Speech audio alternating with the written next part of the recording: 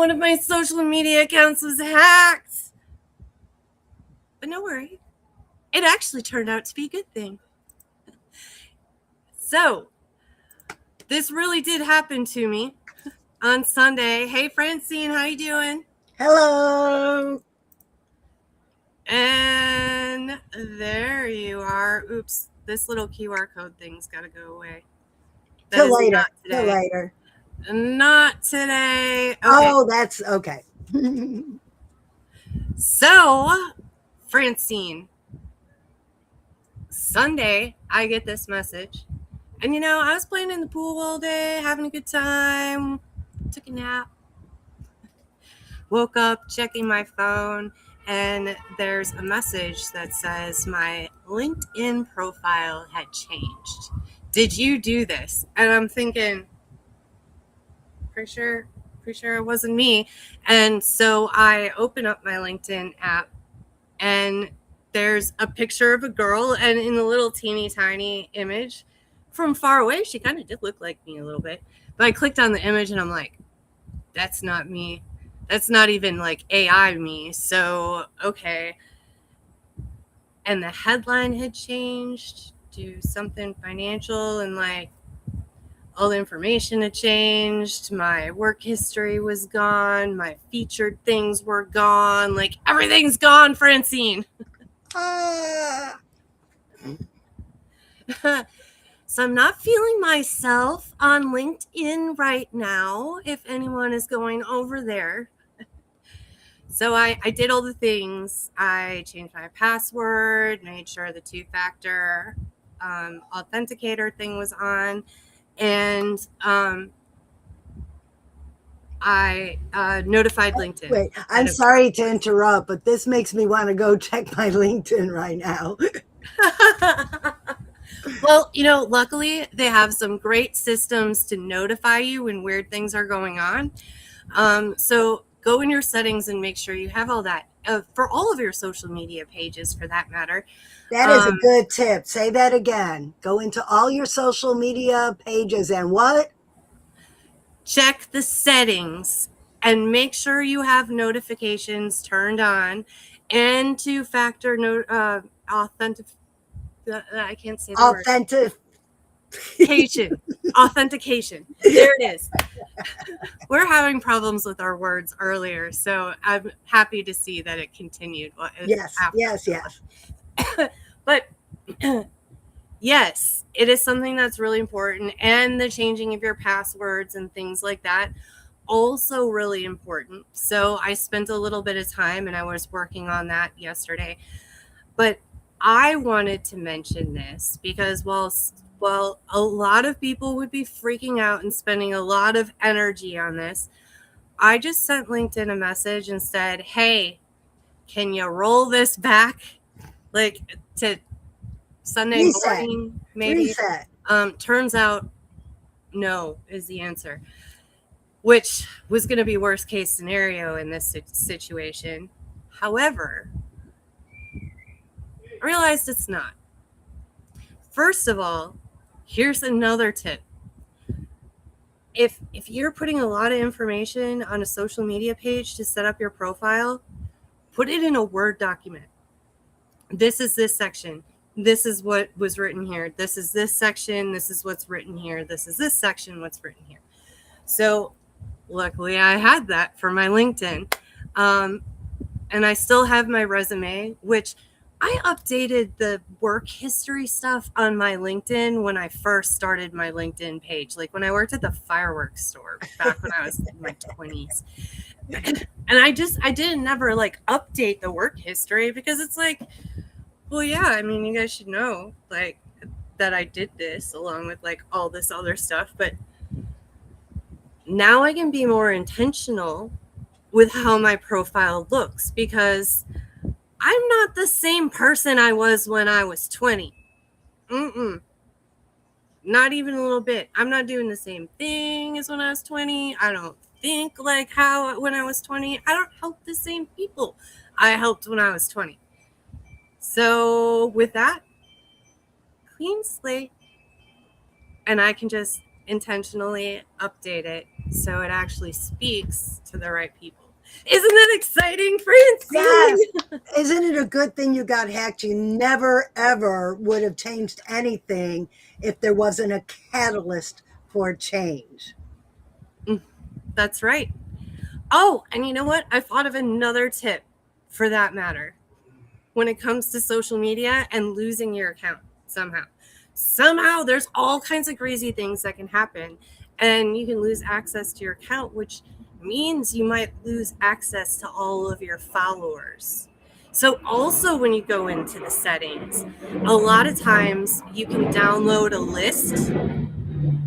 Sorry, there's a plane flying over. I'm sure it's like really, really loud right now. It's the sound of freedom. Okay. You can download a list of all of your contacts that are on there, and oftentimes like the link that goes right to their profile. And so then you can put that list in your CRM if you have one. And if you don't have one, you might want to look into one of those, because your brain can only hold so much information when you start networking with a lot of people, and then it starts to explode all over. And so anyway, also cool about customer relation management software, CRM, is a lot of times you can also start contacting people by email. So if you make it one of your priorities to start converting all of your followers from a social media page and see if they'll share their email with you, and you can do that sometimes with like a free offer, or you can do a survey, or if you're an author, you can do a little sample to your book. You can do all kinds of things. Maybe you have a blog that you have a regular release of an email or a blog online for them to subscribe to. So have something like that and start collecting their emails, because then you have a backup that's more reliable than your social media pages. Great information, because we're telling everybody how to get more visible using social media. And it, see, another good thing that this happened to you because you experienced it and now we could talk about it. I would love, if anyone's watching right now, tell us what happened to you in the chat, so maybe you could help somebody going through the same thing. And if you're watching the replay, let us know. Has this ever happened to you? What did you do to recover? Because who knows, you might have some information that helps Heidi in the future. Helps any of us. I mean, right? It's hard to keep up with all of it. You're like, oh, I have a different password for everything that I log into. Like, ha, ha, ha, ha, ha. But they do have password managers and things like that now. So, you know, if you're finding that there is some part of technology that's hard for you to manage, chances are someone else has experienced the same thing. And this is one thing that I do love about researching with like ChatGPT, for example, is I can take an idea like that and say, hey, I'm really struggling with this. Are there any tools out there that can help me? And a lot of times it'll give me a whole list of things that I can go and research. And there are a lot of online tools, apps, and things like that, that, you know, it's not going to add more time for you to use the tool. A lot of times it'll save you a lot of time once you get it set up. So that's another one of my tips of upping your social media game. I couldn't hear half of what you were saying. There's a crunchy chip bag going on in the kitchen. I heard some crunching, but I was like, dog eating your homework? Like, what's happening over there? Somebody was serving himself some tortilla chips. We just have a lot of strange noises going on today. And so okay, let's talk about this while we're here. If you're afraid of going live because you're afraid of the noises behind you, make a joke of it. I once had my dogs have a fight behind me and knock my green screen down and a bunch of stuff on the shelf, and we just kept talking. It actually sometimes, makes it more entertaining. More people watch my videos when Stormy shows up, Like, Oh, so yeah. I started, I'll give you an update on this, you guys. I went live actually on the Believe Retreat YouTube channel this morning, as well as on my other channels, because I thought it was relevant for this audience too, what I was talking about. But I have challenged myself to a 30-day challenge of posting 5 days out of the week as a live, talking to my audience directly. And I put Stormy on my cover photo for the week because, She's cute. she's super cute. I mean, you can't, she's way cuter than me. Like, so much cuter. So, so yeah, she's on my cover photos today for this week. And what else was I going to say about that? Oh, I was going to say what I discovered. For those watching this morning, you already know, but I discovered that my goal of 5 live streams a week was just too optimistic for what my actual weekly schedule was. And I knew it when I set the goal, but you know how they talk about setting the like big, hairy, audacious goals? Yeah. Like I fall into a big, hairy trap when I do that sometimes.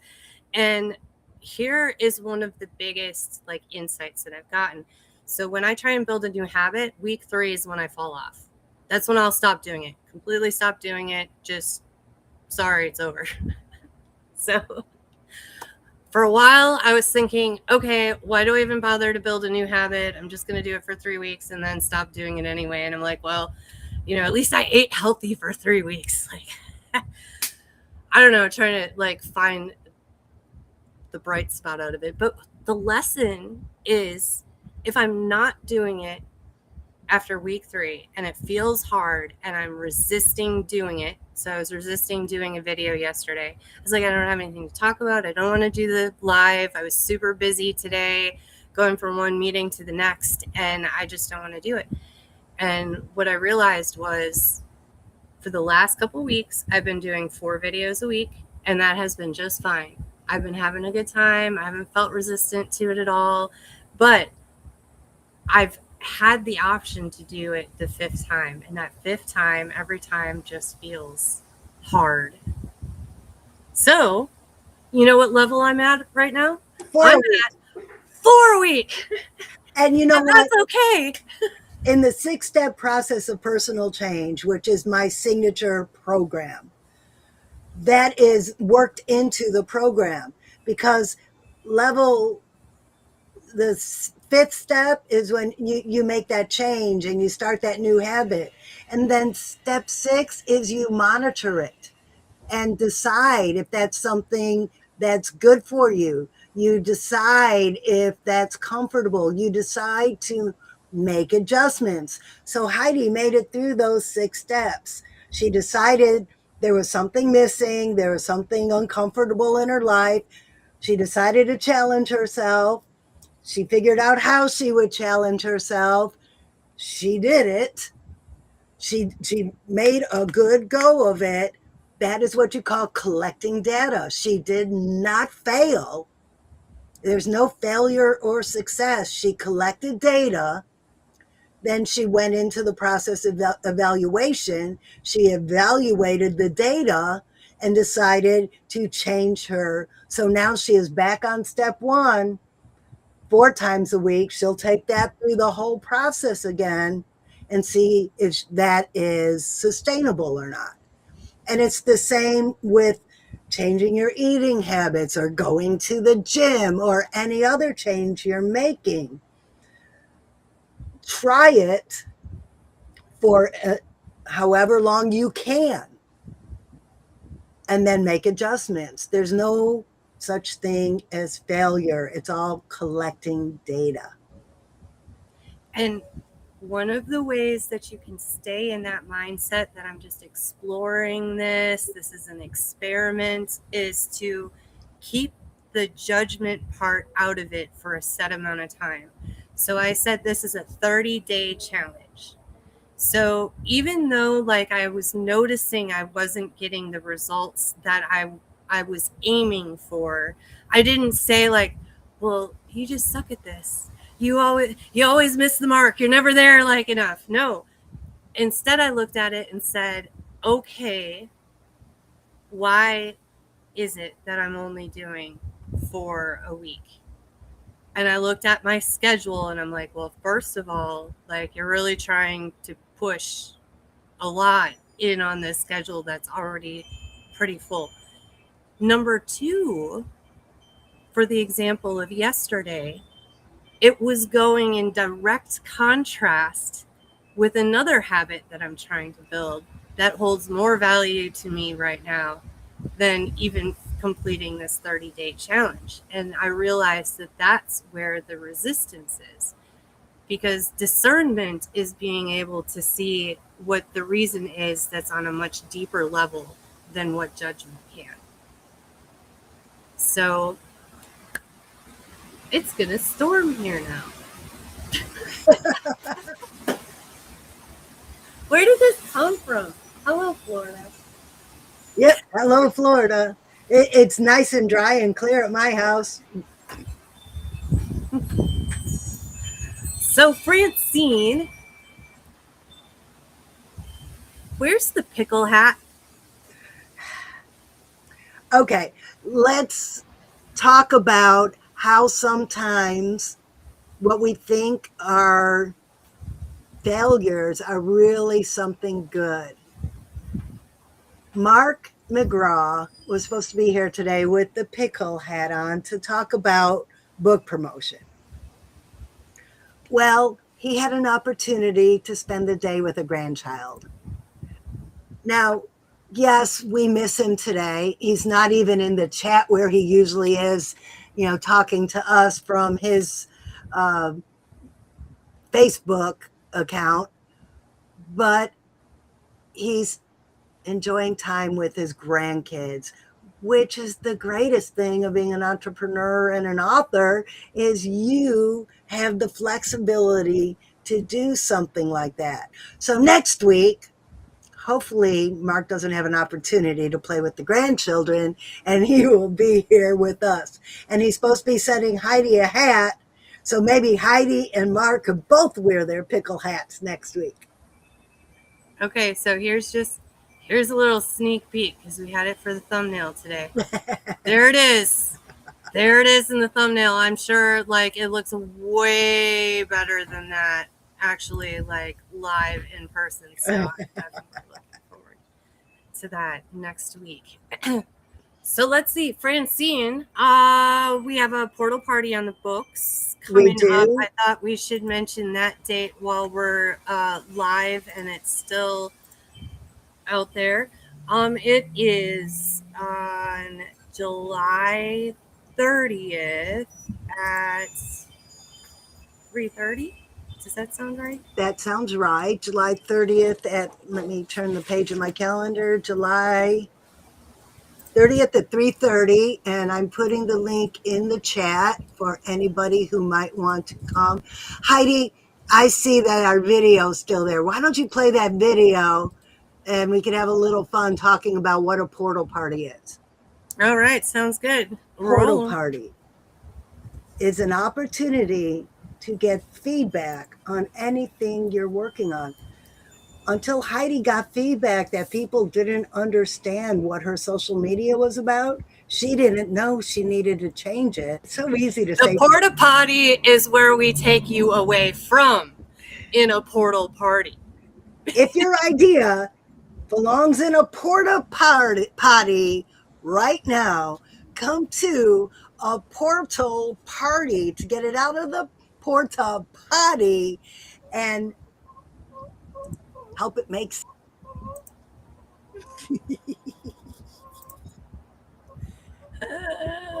Yeah, and Stormy started singing right at the end of that. I don't know if you misheard that.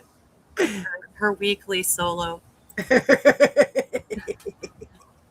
So, something else that happened last week. So, okay, we had it set up on our homepage. Like, you could subscribe to our Google Calendar. So, whenever these portal parties popped up, you would be able to be like, huh, I wonder if there's a portal party. And then you could go and you could view the calendar. Like, you could, save it to your Google Calendar and be able to look at it. Not everybody uses Google. And, like, so I don't know, there were problems with that. So, I opened the Believe Retreat community back up again because in the community it has this really nice calendar feature so that you should be able to first of all, you'll get reminders the day before that events are coming up, like when we go live and when we have portal parties or our Q&A session. So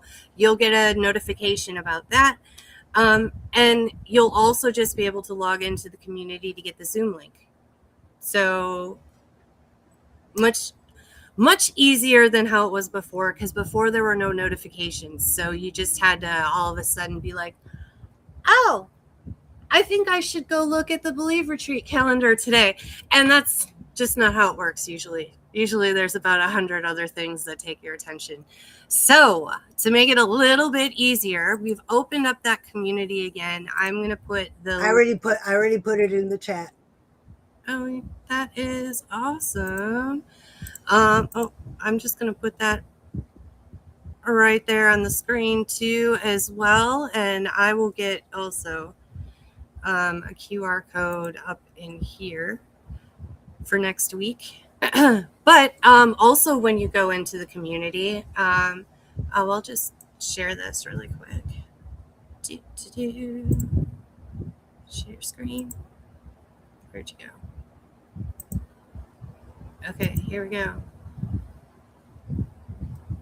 Okay, so this is inside the Believe Retreat community after you log in. So on here on the right side, we've got all the links if you want to book a portal party, how to do that. You can check out our Believe Retreat live page. Make sure you're subscribed to this channel so you catch us every week. And then we have the Believe anthology information link here. And that events calendar I was talking about is right here under events. And here's that portal party I was talking about. You click on that, you'll be able to just go ahead and add that to calendar. If you want to share it, you can hit this button and it'll copy the link so that you can go and share it. And so that is our new addition to try and make it easier for you to portal party with us. And the greatest part of the portal party, we say that if your ideas in the porta potty come to a portal party, because what we do is we brainstorm. We come in and we listen to what is blocking you. Maybe it's some ad content, or maybe it's a chapter in your book, or maybe it's the chapter in the Believe anthology that you're writing. We'll listen to what you have and give you suggestions on how to improve it, or just having those outside eyes on it. So Heidi, why don't you tell us how the portal party changed the trajectory of your chapter of the Believe anthology? Well, I like to overcomplicate things. I'm not going to deny that. And the longer I stew on an idea, the more complicated it gets. And this project is 1,200 words. 1,200. Some of you might be like, oh my gosh, 1,200. I'm like, only 1,200? Editing. So I really had to think about my intention and my purpose. And I mean, it's really easy to kind of like get lost in all that overcomplication as I'm doing this on my own. So to be able to express, okay, so this is my intention for the chapter. This is kind of how I've got it structured so far. And this is everything that I want to fit in. What's really important? What do you guys really need to know about this story? And then we found that there were parts we wanted more of and parts that we didn't think were necessary. And okay, public service announcement. Even if it's close to your heart and you really want to say those words in your book or your chapter, sometimes it doesn't drive the story you're trying to tell at that moment. Take those words and put it on a notepad somewhere and save it for another project. Don't feel hurt. Don't get your feelings hurt when someone says that doesn't belong there. It's not driving this story. It's not that the words aren't good. It's not that what you're saying doesn't matter. It just doesn't drive that one story you're telling right now. And I had that happen to me on a speech I'm writing. I had this great joke and everyone thought it was so funny. And then we really took a look at it because I needed to cut some words. And we really took a look at that joke and decided that joke really doesn't drive the story anywhere. It's just there for laughs. And I had to cut it out. Oh, but did you use it somewhere else, or is it sitting waiting for the next great moment? It's sitting for that next great moment. So I do something very similar to what you're talking about. Sometimes I'll just sit down and be like, oh, I really feel like writing some like poetry and stuff like that. And I just pretty much like open brainstorm when I start putting all of my lyric together for an idea. The second time through is me going, this is a great line, but it doesn't fit with this thought. And I write it on another page for another day. And then I'm like, here's another one that doesn't fit. And I put it on another page for another day. So all of these, and sometimes I end up abandoning the initial idea and I'll run off with one of these one-liners that I'm like, oh, this one's going to be so good. And, you know, it usually ends up with, I have a bunch of ideas to start with when I get in another writing mood. So I'm not just sitting there like on the blank piece of paper, like my pen wants to put things down. I just can't figure it out. It's so great to get started. So I love what you're talking about because it actually gives you so much more content. Right. And one of my biggest fears was I was going to run out of things to write about, which Never. Guess who's in the chat? Hello, Mark. He's here. He's babysitting. Mark made it. He's babysitting. We're waving today. to the grandbabies. Hi. Is this one of your new ones, Mark? Mark has one brand new grandbaby and another brand new one either just born or on the way. Well, that's exciting. Yes. And I'm sure Mark has a bunch of examples. He has, I think, 13 books out now. I imagine that some of them were cut out of one book and saved for another. Oh, especially children's books. You know, you're not supposed to put a lot of words in those things. Right? Right? 29 pages, and about half of them are illustrations.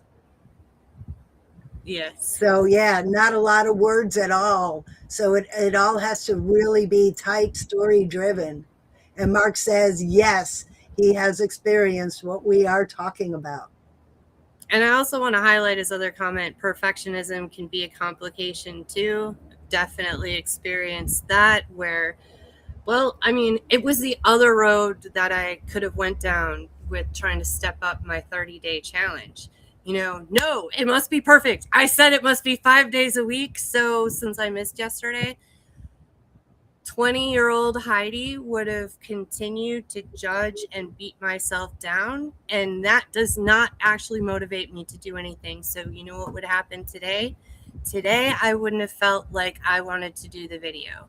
instead of what happened this morning. I woke up this morning and I'm like, I'm ready to do the video. Like I had this breakthrough and I'm energized and I'm excited because this week I'm going to nail it. And I just learned something about myself. It's totally excited, and perfectionism can really make that whole process of self-discovery. Well, and I have a great example.